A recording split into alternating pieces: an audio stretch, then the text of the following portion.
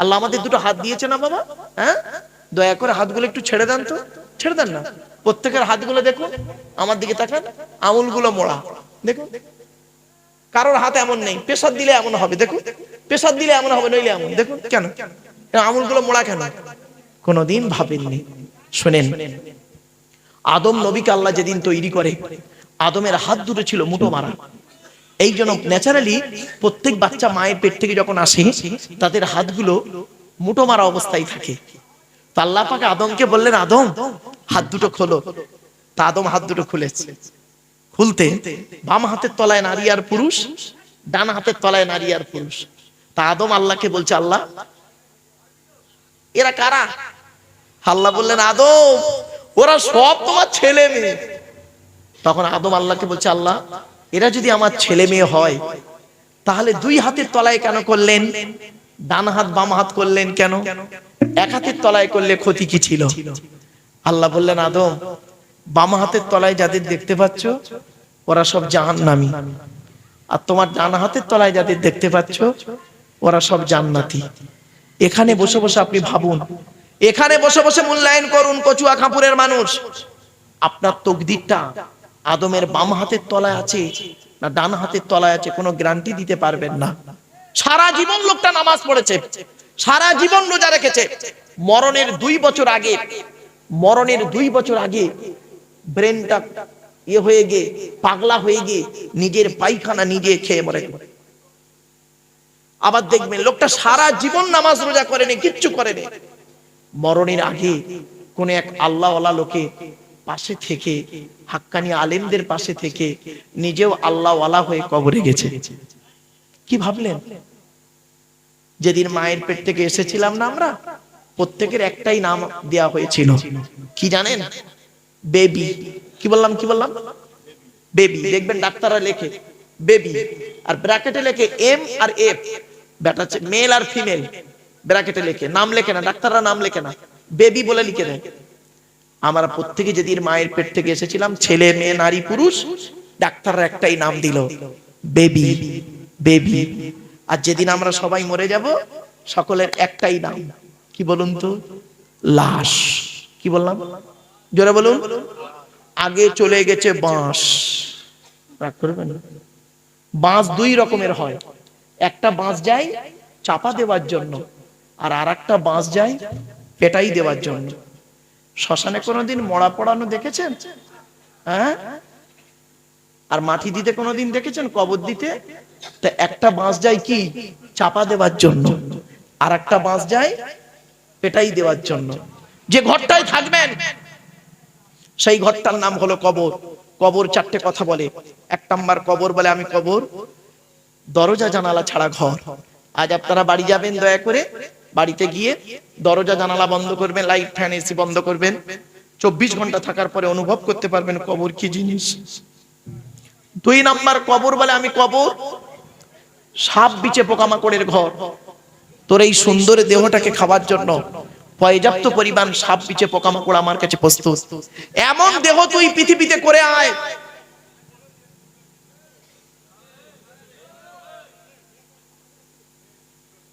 আস্তে আস্তে বাবা, আস্তে বাপ।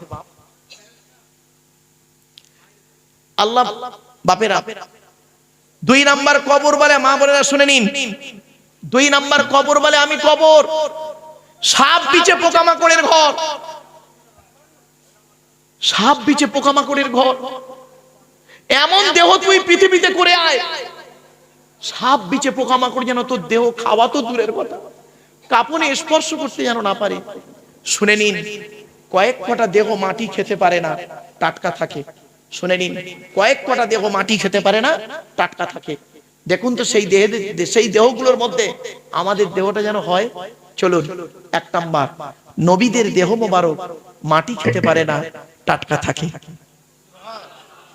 আমরা কেউ নবী হতে পারবো না, বাদ। 2 নাম্বার শহীদানদের দেহ মোবারক মাটি খেতে পারে না, টাটকা থাকে। জোরে বলুন বাবা, আমরা শহীদ হয়ে মরতে পারবো কি তা জানি না। 3 নাম্বারটা, আজ একটা ছেলের পাগড়ি দেওয়া হলো না বাবা, হ্যাঁ? 3 নাম্বার মোকাম্মাল কোরআনে হাফেজের দেহ।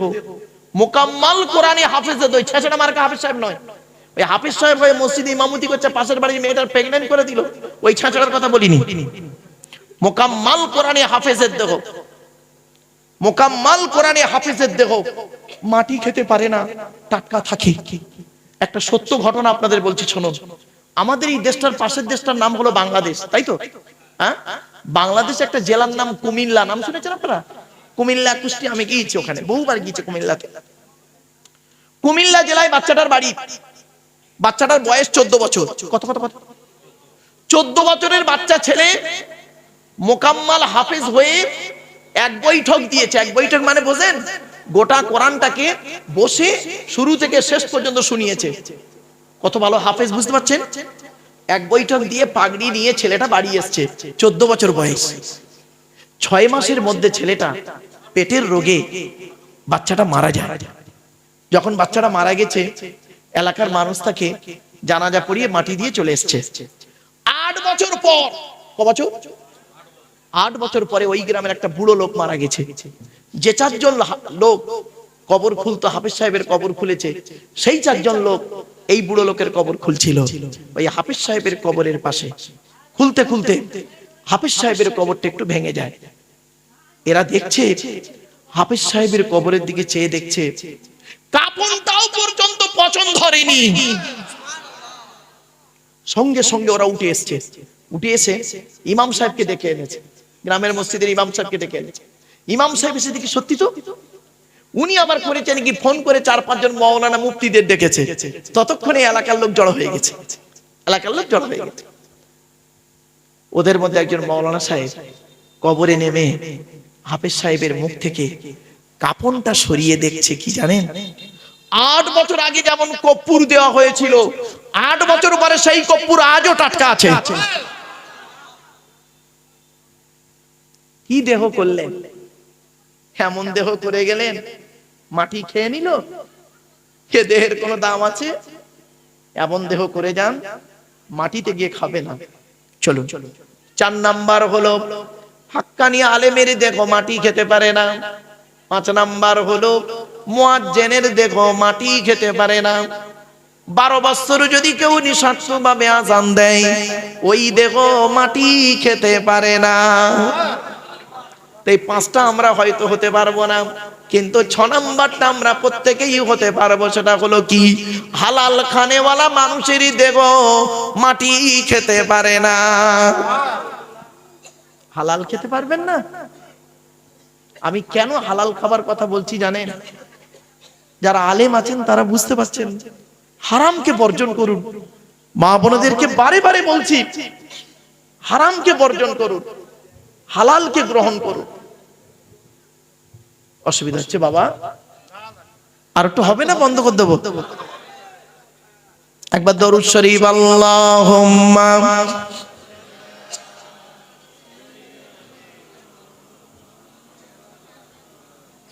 কি বাবা?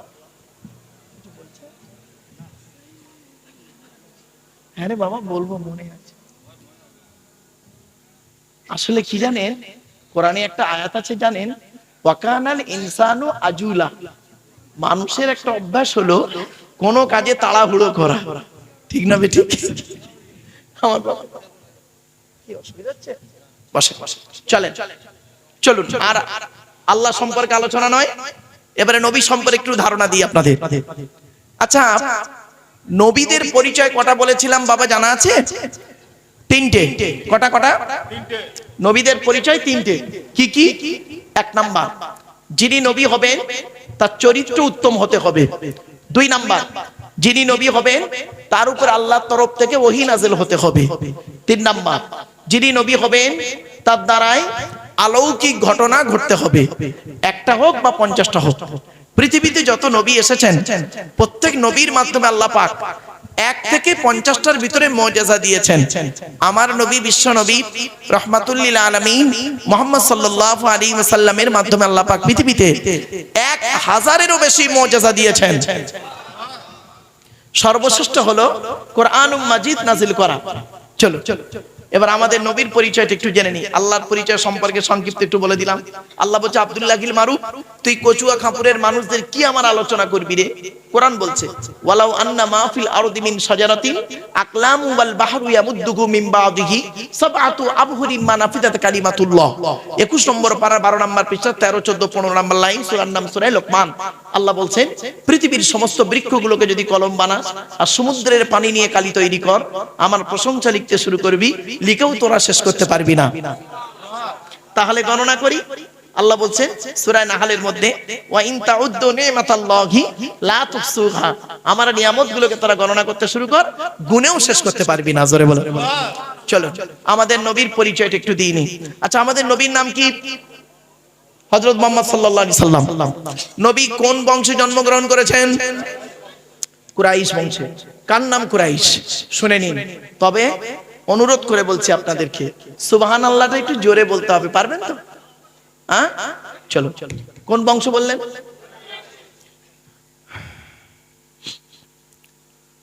মুহাম্মাদের বাপের নাম আব্দুল্লাহ, আব্দুল্লাহর বাপের নাম আব্দুল মুত্তালিব, আব্দুল মুত্তালিবের বাপের নাম আব্দে মান্নাফ, আব্দে মান্নাফের বাপের নাম হাশেম, হাশেমের বাপের নাম কুসাই, কুসাইয়ের বাপের নাম কিলাব, কিলাবের বাপের নাম মুররা, মুরার বাপের নাম লুবাই, লুবাইয়ের বাপের নাম কাব, কাবের বাপের নাম গালিব, গালিবের বাপের নাম ফিগির, ফিগির থেকে কুরাইশ বংশ এসেছে। নবীর বাপের নাম আব্দুল্লাহ, মায়ের নাম আমিনা, দাদার নাম আব্দুল মুত্তালিব, দাদির নামটা কি? নেতিলা বিনতে কব্বা ব্র্যাকেটে ফাতেমা, কেউ বলেছেন সামিরা। নবীর নানার নাম হলো আব্দুল ওয়াহাব জুহরি, নবীর নানির নাম হলো বারিরা বা বাররা, নবীর দুধমার নাম হলো হালিমা, নবীর দুধ বাপের নাম হারেস, নবীর দুধ ভাইয়ের নাম আব্দুল্লাহ, নবীর বাপের নাম আব্দুল্লাহ, নবীর দুধ ভাইয়ের নাম আব্দুল্লাহ, দুটো জনে এক করে ফেলবেন না। নবীর জন্ম 570 খ্রিস্টাব্দে, ইংরেজি কি মাস ছিল? 29 আগস্ট, আরবি মাস ছিল রবিউল আউয়াল মাস 12 তারিখ, মতান্তরী 9 তারিখ, সোমবার শবে সাদেকের সময় আরবের মক্কা নগরী কুরাইশ বংশে নবীর জন্ম। নবীর বাপেরা হলো 10 ভাই, নবীর মায়েরা হলো 19 বোন। নবীর 9টা চাচা, নবীর 9টা চাচা, 18টা খালা, 6টা ফুপু, 7টা ছেলে মেয়ে। আপনি তো নবীর কিছুই জানেন না, খালি মুখেই লেখেন আই লাভ মুহাম্মদ সাল্লাল্লাহু আলাইহি সাল্লাম। আমার বাপেরা বাড়ি থেকে ভাববে। নবীর কটা চাচা বললাম? নাম কি? বড় চাচার নাম হারেস, কি বললাম? হারেস, জুবায়ের, মুকাইয়িম, ফাইদাক, জাইদাক, আবু লাহাব, হামজা, আব্বাস, আবু তালেব। নবীর বাপ হলো আব্দুল্লাহ। নবীর 7টা ছেলে মেয়ে, 3টে পুত্র সন্তান, 4টে কন্যা সন্তান। 3টে পুত্র সন্তানের নাম কি? বড় ছেলেটার নাম হলো কাসেম, পরের ছেলেটার নাম হলো তাহের বা তৈয়ব, ছোট ছেলেটার নাম হলো ইব্রাহিম। 4টে কন্যা সন্তানের নাম কি? বড় মেয়েটার নাম জাইনাব, রুকাইয়া, উম্মে কুলসুম, ছোট মেয়েটার নাম হলো ফাতেমা, যার সঙ্গে নবীজি আলীর বিবাহ দিয়েছিলেন। হযরত আলীকে জামাই করতে গেলেন কেন নবীজি? আল্লাহ আলীর মধ্যে অনেক গুণ দান করেছিলেন, সেখান থেকে 2টো গুণ আপনাদেরকে বলে যাচ্ছি। এখান থেকে শিক্ষা নিয়ে নিন, কোন ছেলেকে জামাই করবেন, যাই তাই ছেলেকে জামাই করতে যাবেন না। কচুয়া খাপুরের মানুষদেরকে বলে যাচ্ছি, কোন ছেলেকে জামাই করবেন, খালি একলা বাপের একটা ছেলে দেখে ছুটবেন না। সব একলা বাপের একটা ছেলে সমান নয়, যে ছেলের মধ্যে কমসে কম 2টো গুণ পাবেন, ওই ছেলেকে জামাই করবেন। আর কোন মেয়েকে বৌমা করবেন, খালি সাদা চামড়া দেখে ছুটবেন না, সব সাদা চামড়ার মেয়ে ভালো নয়। বাংলায় একটা কথা আছে, নদীর জল ঘোলা ভালো, জাতের মেয়ে কালো ভালো। কেউ নিতে চাচ্ছে না, না তাই? আমার বাপেরা শুনে রেখে দিন, আমার বাবাজি বলছে কালো কেউ নিতে চায় না, এটা ভুল কথা। শুনে রেখে দিন, জন্ম মৃত্যু বিবাহ যার সঙ্গে যার তকদিরে লেখা আছে, ঠিক আল্লাহ মিলিয়ে দেবে, ঠিক না বেঠিক? চলো, এজন্য কোন ছেলেকে জামাই করবেন, যে ছেলের মধ্যে কমসে কম 2টো গুণ পাবেন। আর কোন মেয়েকে বৌমা করবেন, যে মেয়ের মধ্যে কমসে কম 6টা গুণ পাবেন। আগে ছেলেদের বলে দিই, কোন ছেলেকে জামাই করবেন। 1 নাম্বার হলো ছেলেটি সৎ ছেলে কিনা খবর নেবেন। কি বললাম? সৎ। সৎ কাকে বলে? বক্তব্যের শুরুতেই কোচেলেছিলাম, আপনাদের লেবুর মতো কোচেলেছিলাম সৎ শব্দটাকে নিয়ে, মনে পড়ছে? দুই নাম্বার ছেলেটি কর্মী কিনা খবর নেবেন। বাপের হোটেলে খায় এমন ছেলেকে জামাই করতে যাবেন না, ছেলেটা কর্মী কিনা খবর নেবেন, পরিশ্রমী ছেলে কিনা খবর নেবেন। আর সব থেকে বড় সর্বনাশ করেছেন কি শুনে নিন, রেগে যাবেন না কেউ। এবারে এতক্ষণ মিষ্টি মিষ্টি ওয়াজ করেছি, এবার একটু টক ঝাল মিষ্টি ওয়াজ হবে, বলু অসুবিধা হবে? শুনে নিন, এখানে যত পুরুষ বসে আছেন, এখানে যত পুরুষ দাঁড়িয়ে আছেন বসে আছেন, আমার ধারণা বেশিরভাগ পুরুষ কোরআন পড়তে পারে না, ঠিক না বেঠিক? আর ওখানে যত মেয়ে ছেলে বসে আছে, বেশিরভাগ মেয়ে ছেলে, আমার ধারণা ঠিক হতে পারে ভুল হতে পারে, বেশিরভাগ মেয়ে ছেলে কোরআন পড়তে পারে, ঠিক না বেঠিক? এটা হলো কেন? মেয়েরা তো জলসা দেয় না, মেয়েরা তো জলসা শুনতে আসে, আর পুরুষরা কষ্ট করে তো জলসা দেয়। আপনাদের জলসার বয়স তো অনেক। শোনেন, সর্বনাশটা কোথায় করেছেন? দেখাশোনা করতে গিয়ে কি করেছেন? আপনারা তো মেয়ে দেখতে গিয়ে মেয়ের গোষ্ঠী দেখেন, মেয়ের বাপ কেমন, মেয়ের মা কেমন, মেয়ে কটা প্রেম করেছে, কটা ছেলে নষ্ট করেছে খুব দেখেন। আবার মেয়েকে প্রশ্ন করেছেন চারটে। এক নাম্বার মেয়েটাকে বলেছেন তোমার নাম কি, তোমার বাপের নাম কি, তোমার মায়ের নাম কি, তুমি কোরআন পড়তে পারো? হ্যাঁ পড়ো। অত লোকের সামনে কোরআন পড়া শুনলেন, ভালো কথা। এবার মেয়ের তরফ থেকে যখন ছেলে দেখতে গিয়েছিলেন তখন কি করেছেন? ছেলেকে চারটে প্রশ্ন করেছিলেন, তোমার নাম কি, তোমার বাপের নাম কি, তোমরা ক ভাই বোন, তুমি কি ইনকাম করো? একবারও তো বলেননি এই ছেলে কোরআন পড়তে পারো? এই ছেলে নাপাক থেকে পাক হতে জানো? অজু গোসল তায়াম্মুমের ফরজ জানো? একবারও বলেননি। ফলে কি দাঁড়িয়েছে? ফলে কি দাঁড়িয়েছে? এখানে যত মেয়ের বাম্মা বসে আছে, মেয়ের বাম্মা যত বসে আছে, ওদের মাথায় একটা টেনশন কাজ করছে, আমার মেয়ে বিএ পাস করুক, এমএ পাস করুক, ওসব দেখার দরকার নেই, মেয়েটা কোরআন পড়ানো শেখাতেই হবে। এই জন্য মেয়ের বাম্মারা দেখবেন বিভিন্ন অ্যাঙ্গেলে মেয়েটাকে কোরআন পড়ানো শিখিয়ে দেয়। আর ছেলের বাপেরা মনে মনে ভাবছেন আমার ছেলে কোরআন পড়ুক না বা না পড়ুক, রোজা রাখুক বা না রাখুক, টাকা থাকলেই যথেষ্ট। ফলে কি দাঁড়ালো? বিয়ের 40 বছর পর, বিয়ের 40 বছর পরে বুড়িগুলো কোরআন পড়তে পারে আর বুড়োগুলো কোরআন পড়তে পারে না, চায়ের দোকানে বসে লোকের গোঁজা মারে, ঠিক না? ঠিক, একদম বাস্তব কথা, বাস্তবটাই বললাম। এই জন্য আপনাদেরকে অনুরোধ করে বলে যাচ্ছি, রাগ করবেন না। আল্লাহ বলছেন মসজিদগুলি আমার জন্য, আর আমি ছাড়া অন্য কারোর আরাধনা উপাসনা করিও না। তাহলে বোঝা গেল কি? আল মসজিদু বাইতুল্লাহ, মসজিদ আল্লাহর ঘর। এরপরে আসছি, আচ্ছা ভাই আপনারা বলুন তো দেখি, মসজিদ যদি আল্লাহর ঘর হয় তাহলে মসজিদ কমিটি করবে কে? আল্লাহই করবে, যার ঘর সেই কমিটি করবে। তা কোরআনে তো আল্লাহই কমিটি করে দিয়েছে, আপনারা জানেন না, বক্তারা আপনাদেরকে বলেনি, তাই আপনারা জানেননি। চলুন কোরআনে কোথায় লেখা আছে মসজিদ কমিটি করতে হবে, শুনে নিন। কোরআনে বলা হয়েছে মসজিদ কমিটি হতে গেলে আল্লাহ বলছেন আমার ঘরের দায়িত্ব তারাই নেবে যাদের মধ্যে কমসে কম 5টা গুণ থাকবে। কটা কটা কটা? 5টা গুণ।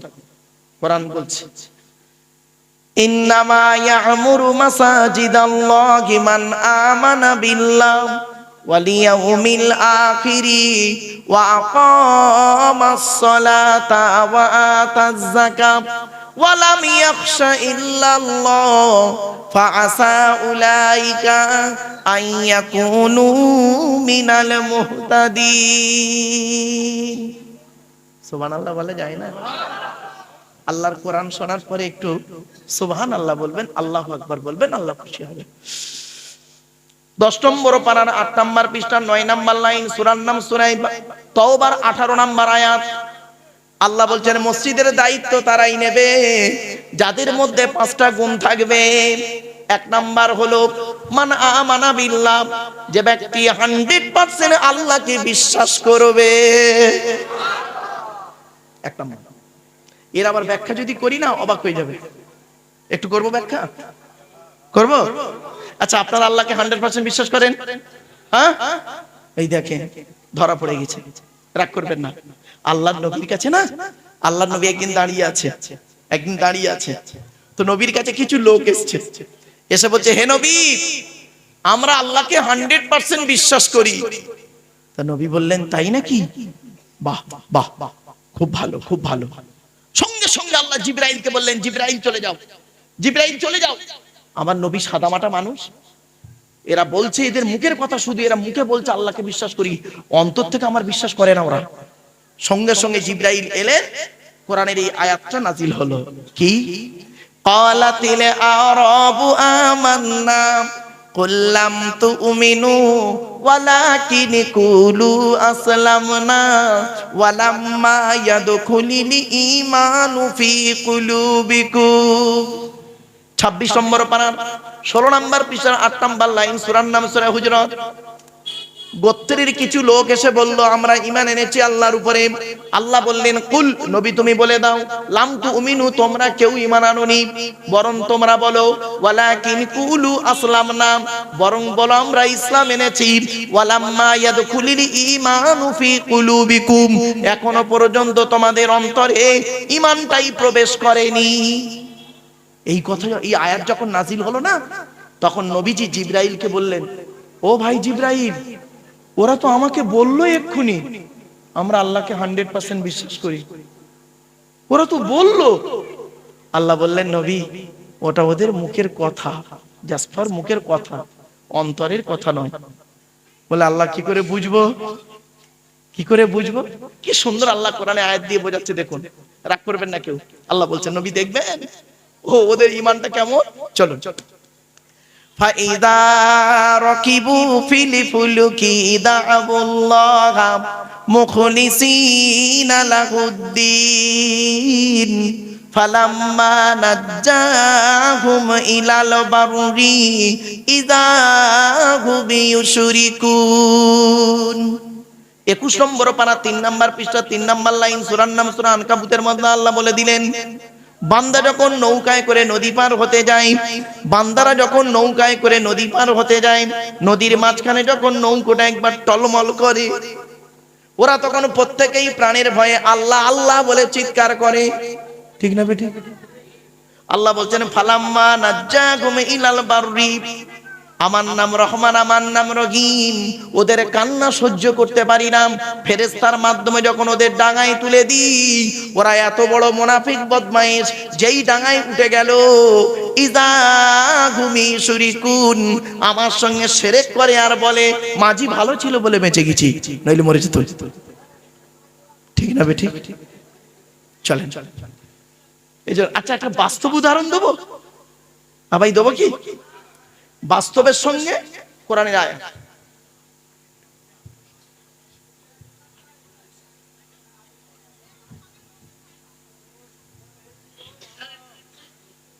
আমার মা বোনের একটু আস্তে, মায়েরা বোনের একটু আস্তে,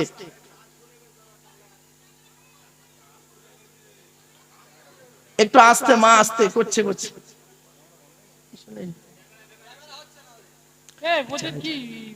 মামা মা একটু আস্তে, মা হচ্ছে হচ্ছে করছে, করে দিচ্ছে।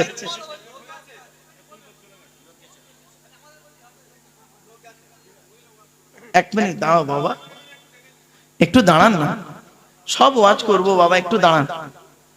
চলো এরপরে আমরা এতক্ষণ আলোচনা করছি আল্লাহ, তাই তো নাকি? বলুন না। আরে যারা আলোচনা করছি তার পরিচয় তো জানি না। আল্লাহর পরিচয় হলো টোটাল কোরআনে আছে 4টে। কটা কটা কটা? 4টে। কি কি? আল্লাহ নিজেই বলছেন, কুল, নবী তুমি বলো, হুয়াল্লাহু আহাদ, সে আল্লাহ হলেন একক। 2 নাম্বার, আল্লাহুস সামাদ, আল্লাহ হলেন অমুখপেক্ষী, আল্লাহ কারোর মুখপেক্ষী নন, সারা পৃথিবী তার মুখপেক্ষী। 3 নাম্বার, লাম ইয়ালিদ ওয়া লাম ইউলাদ, আল্লাহ কাউকে জন্ম দেয়নি, আল্লাহকেও কেউ জন্ম দেয়নি। 4 number, it is very very important, ওয়ালাম ইয়াকুল লাহু কুফুয়ান আহাদ, আল্লাহর সমকক্ষ কেউই নেই। এই হলো আল্লাহর 4টে পরিচয়। যতদিন আপনারা বেঁচে থাকবেন পৃথিবীতে, দয়া করে এটা মনে রাখবেন, আল্লাহর পরিচয় কোরআনে আছে 4টে। এই কুল হুয়াল্লাহ সূরা। আচ্ছা এই যে সূরাটি আমি পড়লাম, এই সূরাটি আপনাদের অনেকের মুখস্থ নেই, তা আমি আবার পড়লাম কি করতে? 4টে কারণ। 1 নাম্বার, এই সূরাটি যে আল্লাহর পরিচয় সেটা জানিয়ে দিলাম। 2 নাম্বার পয়েন্ট, এই সূরাটির মধ্যে, এই সূরাটি আরবি ভাষায় বাংলায় অর্থ করে বলে দিলাম। 3 নাম্বার হলো এই সূরাটির মধ্যে 4টে ধর্ম বেরিয়েছে, ইসলাম, ইহুদি, খ্রিস্টান, মুশরিক। 4 নাম্বার পয়েন্ট, এই সূরাটি আল্লাহর নবী বলেছেন কোন ব্যক্তি যদি 3 বার কুল হুয়াল্লাহ সূরা পাঠ করে, কবার 3 বার কুল হুয়াল্লাহ সূরা যদি পাঠ করে, ওই ব্যক্তির আমলনামায় 1 খতম কোরআন শরীফ পড়ার সওয়াব আল্লাহ লিখে দেবে। আপনি কি ভাবছেন? চলো, এরপরে আল্লাহ বলছেন তো দেহের মধ্যে আমি 4টে জিনিস দিয়েছি গুরুত্বপূর্ণ। আজ আমি আপনাদের অনুরোধ করে বলে যাচ্ছি, নারী পুরুষ উভয়কেই বলছি, আমাদের দেহের মধ্যে মা বোনরা শুনে নিন, 4টে জিনিস আল্লাহ দিয়েছে গুরুত্বপূর্ণ। বাড়িতে গিয়ে আজকে 4টে জিনিসকে যত্ন করবেন। 1 number brain, 2 number heart, 3 number liver, 4 number kidney. Allah বলছে ব্রেন দিয়েছি ভালো চিন্তা করবি, লোকের গোঁজা মারামারি চিন্তা করিসনি। 2 নাম্বার আল্লাহ বলছেন হার্ট দিয়েছি, হার্টটাকে যত্ন করবি, ব্লক না হয়ে যায়। 3 নাম্বার হলো লিভার, তো লিভারটা দিয়েছি যত্ন করবি। এই পৃথিবীতে 2টো খাবার তৈরি করেছি লিভারকে ঠিক রাখার জন্য। 1 নাম্বার হলো পেঁপে, কি বললাম? পেঁপে। আর 2 নাম্বার হলো বাতাবি লেবু। এরপর আল্লাহ বলছেন 4 নাম্বার অর্গানটার নাম হলো কিডনি। আমি 2টো দান করেছি তোকে, ছাকনি, কিডনি। একটা যদি কোনো মতেই খারাপ হয়ে যায়, আরেকটা দিয়ে তুই কাজ চালিয়ে নিতে পারবি। আর দুটোই যদি খারাপ হয়ে যায়, বাঁচার আশা ছেড়ে দিবি। ডায়ালিসিস করতে করতে মাল শেষ, ঠিক না বেটি? এরপরে আল্লাহ বলছেন তো দেহের মধ্যে আমি 9টা ছিদ্র দিয়েছি। কটা? আমাদের টোটাল দেহের মধ্যে 9টা ছিদ্র আছে। এই 9টা ছিদ্রের যে কোনো একটা ছিদ্রের মাধ্যমে ফেরেশতার দ্বারা আল্লাহ আত্মা বের করে নেয়। 9টা ছিদ্র কি কি শুনে নিন। 2 চোখ, 2 নাক, 2 কান, 1টা গা, 7টা সামনে পেছনে। অনেক মানুষ মারা গেছে দেখবেন আপনাদের গ্রামে, কি নারী কি পুরুষ, অনেক নারী পুরুষ মারা গেছে দেখবেন, গিয়ে দেখবেন লোকটা মরে গেছে, পেশাব ফিরে ফেলেছে।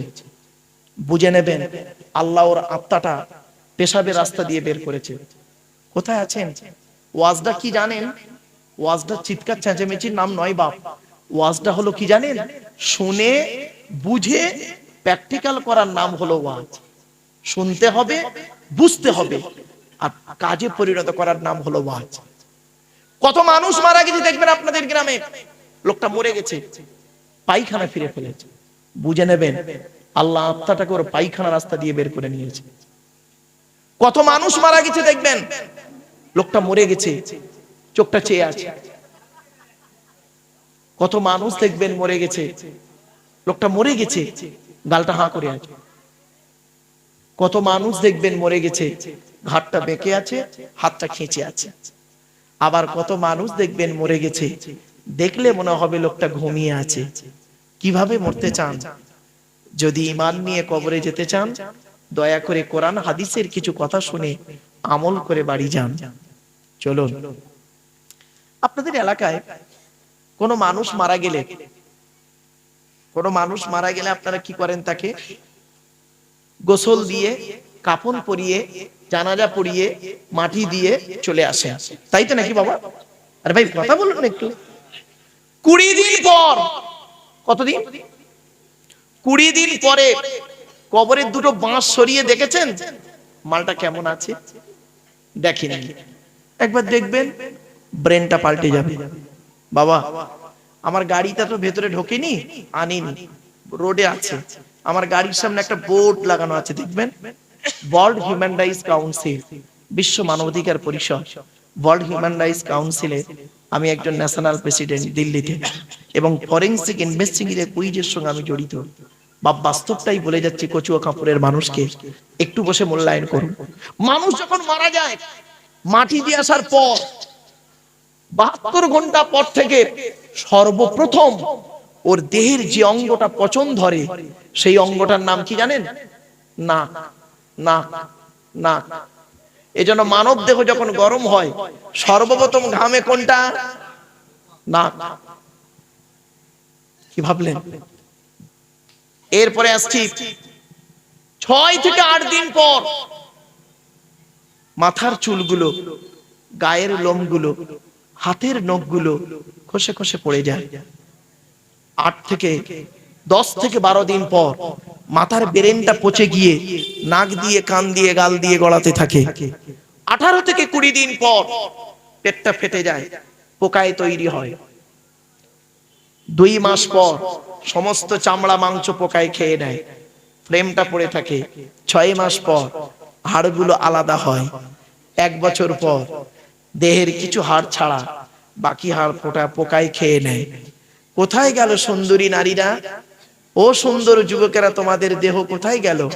মনে রেখো, মাটির দেহ মাটি হবে, পুড়ে হবে ছাই। এ দেহ পচা দেহ, গরব কিসের ভাই?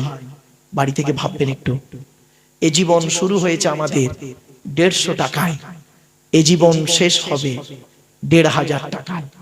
আমার এক বন্ধু কলেজের প্রফেসর, একসঙ্গেই পড়াশোনা করতাম। তো আমি এই ওয়াজটা যখন করেছি লেকচার দিতে গিয়ে, যে এ জীবন শুরু হয়েছে আমাদের 150 টাকায়, এ জীবন শেষ হবে 1500 টাকায়, তখন বন্ধুটা আমাকে বলছে অতগুলো লোকের সামনে, ভাই এটা কি করে হলো? আমি প্রফেসর, আমার বউ প্রফেসর, আমার বাপ প্রফেসর, মা প্রফেসর। আপনি তো জানেন আমরা বাড়িতে 4 জন কলেজের প্রফেসর। 4 জনের মাইনে একত্রিত করলে 1 মাসে 5 লাখ টাকার উপরে হয়। আপনি বললেন জীবন শুরু হয়েছে আমাদের 150 টাকায়। অতগুলো মানুষের সামনে উদাহরণটা দিয়েছিলাম, একটু শুনে নিন। বলেছিলাম, বন্ধু যেদিন মায়ের পেট থেকে এসেছিলেন সেদিন সব থেকে দামি কাপড়টা কে কিনে দিয়েছিল? তো বলছে আমার আব্বা। কত দাম ছিল? বলছে 1 থেকে 150 টাকা। আমি বললাম কাপড়টা নিজে পরতে পেরেছিলে? বলছে না। আল্লাহ বলছে, আব্দুল্লাহ গিল মারুফ, জীবনের প্রথম কাপড় তুই নিজে পরতে পারলি না, অন্যই তোকে পরিয়ে দিল, তার দাম হলো 1 থেকে 150 টাকা। এই জীবন শুরু হলো তোর 150 টাকা। আর যেদিন মারা যাবি, যদি লাশটা পাওয়া যায়, লাশ যদি পাওয়া না যায় তো হয়ে গেল।